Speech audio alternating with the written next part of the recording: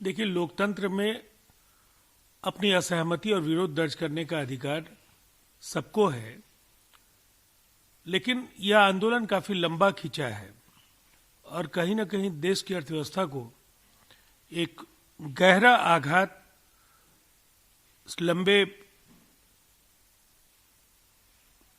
आंदोलन की वजह से हुआ है। इसीलिए कहीं न कहीं अब किसान संगठनों को थोड़ी उदारता के साथ अपने आंदोलन की रूपरेखा पर विचार करना चाहिए और इसको एक तार्किक परिणति पर पहुंचाने के लिए प्रयत्न करना चाहिए।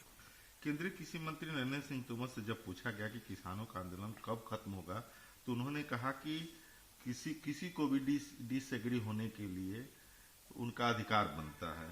जब हमने देखा कि कुछ किसान, हालांकि उनके संख्या बहुत अधिक नहीं है, कृषि कानूनों के खिलाफ विरोध कर रहे थे, हमने सोचा था कि हमें बातचीत के माध्यम से एक समाधान खोजना होगा और हमें अभी भी उम्मीद है कि इस मुद्दे का हल निकाल लिया जाएगा।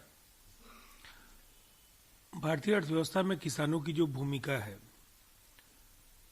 उसे नकारा नहीं जा सकता है और केंद्रीय कृषि मंत्री लगातार पहल करते रहे हैं और बिंदुवार इस फार्म बिल के मसौदे की जानकारी देते रहे हैं। प्रधानमंत्री नरेंद्र मोदी जी के निर्देश पर कई संगठनों से उनकी बातचीत भी हुई है और ये सच है कि आंदोलन पूरे देश के किसानों का प्रतिनिधित्व तो नहीं कर रहा है। बिहार जैसे राज्य में आज आंदोलन की कोई जमीन नहीं है और कमोबेश देश के ज्यादातर राज्यों में, पंजाब और इक्के दुक्के अन्य राज्य को अगर छोड़ दें तो इस आंदोलन का बहुत गहरा असर नहीं है। लेकिन इसके बावजूद अगर केंद्र सरकार की ओर से कोशिशें जारी हैं और उनकी आशावादिता आज भी बरकरार है कि यह आंदोलन बहुत जल्द एक लॉजिकल कंक्लूजन पर पहुंचेगा, तो निश्चित तौर पर हम लोग को धैर्यपूर्वक फैसले का इंतजार करना चाहिए। किसानों के आंदोलन के समर्थन में मुंबई में किसान रैली हुई, जिसको संबोधित करते हुए एनसीपी चीफ शरद पवार ने कहा कि ठंड के मौसम में पंजाब, हरियाणा और उत्तर प्रदेश के किसान पिछले 60 दिनों से आंदोलन कर रहे हैं। क्या पीएम ने उनके बारे में पूछताछ की, जानकारी ली है? क्या ये किसान पाकिस्तान के हैं? इस तरह के उकसावे से किसान आंदोलन को जिस तरह से भड़काने की कोशिशें एनसीपी, कांग्रेस और वाम दल कर रहे हैं, वो निसंदेह देश के लिए एक अच्छी खबर नहीं है। इस फार्म बिल के कुछ महत्वपूर्ण ऐसे बिंदु हैं जिन पर शरद पवार जी ने बतौर केंद्रीय मंत्री, बतौर केंद्रीय कृषि मंत्री, उन्होंने देश के सभी राज्यों को पत्र लिखा था और आज जिस तरह से राजनीति में अवसर की तलाश में राजनेता होते हैं, इससे अलग हट करके वो चेहरा अपना साबित नहीं कर पाए और एक बार फिर से सियासत की रोटियां सेकने का काम एनसीपी कर रही है। ये दुर्भाग्यपूर्ण है।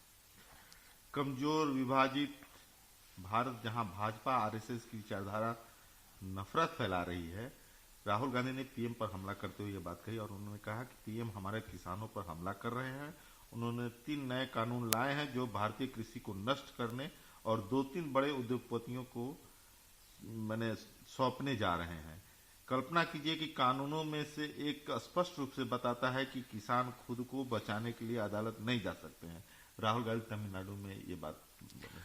इस कानून को समग्रता में देखे बगैर किसी भी निष्कर्ष पर पहुंचना आसान नहीं है और एसेंशियल कमोडिटीज एक्ट को लेकर के और एपीएमसी एक्ट को लेकर के कांग्रेस ने 2019 के लोकसभा के मैनिफेस्टो में जो बातें कही हैं और 2012 27 दिसंबर को कांग्रेस का ये फैसला था कि देश में तत्कालीन राज्य जहां कांग्रेस की सरकारें थी, एपीएमसी एक्ट के दायरे से फल और सब्जी को बाहर निकाला जाए। मुझे लगता है ऐसा विरोधाभासी दृष्टिकोण कांग्रेस का क्यों है? कल जो चीजें जिसकी वकालत वो कर रहे थे, आज इस फार्म बिल में उन तथ्यों का समावेश है, तो इस पर खुशी जाहिर करने के बजाय वो किसानों को उकसाने का काम कर रहे हैं। और राहुल गांधी को कोई नैतिक अधिकार हिंदुस्तान में कृषि व्यवस्था को लेकर कुछ कहने का नहीं है, इसलिए कि अगर सब कुछ अच्छा रहा होता, किसान एक बेहतर जिंदगी जी रहे होते, उनके उत्पाद का बेहतर मूल्य उन्हें मिल रहा होता, तो शायद किसानों को आत्महत्याएं नहीं करनी होती और उनको बैंकों पर निर्भर नहीं रहना पड़ा होता। इसलिए इसकी नैतिक जवाबदेही लेने के बजाय लगातार वो फार्म बिल में कमियां ढूंढ रहे हैं, ये दुर्भाग्यपूर्ण है।